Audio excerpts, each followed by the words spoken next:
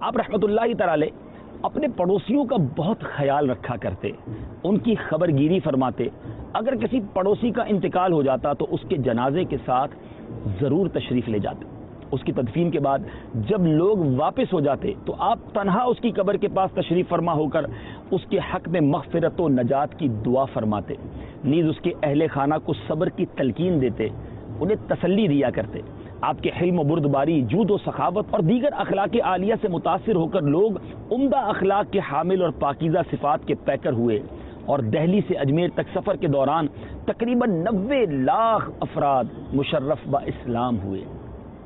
بہت کچھ سکھا رہے ہیں ہمارے خواجہ۔ پڑوسیوں کے ساتھ ہمارا تعلق کیسا ہے؟ کیا ہمارے پڑوسی ہم سے خوش ہیں، یا مسلمان ہونے کے باوجود پڑوسی ہم سے تکلیف میں ہیں، پریشان ہیں؟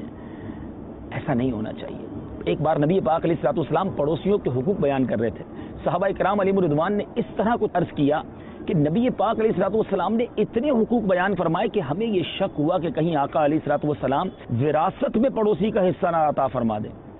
اور یہ بھی کچھ روایتوں میں آتا ہے کہ اگر تمہارا پڑوسی کہے تم اچھے ہو تو تم اچھے ہو، پڑوسی کہے تم اچھے نہیں تو تم اچھے نہیں۔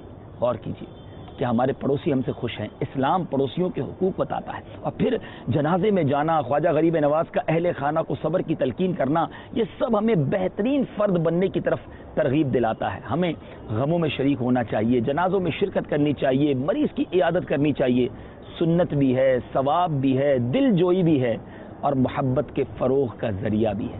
اور خواجہ صاحب نے محبتوں کے ذریعے اسلام پھیلایا۔ آپ نے جنگیں نہیں کی، آپ نے تلوار نہیں نکالی، آپ نے لڑائیاں نہیں کی۔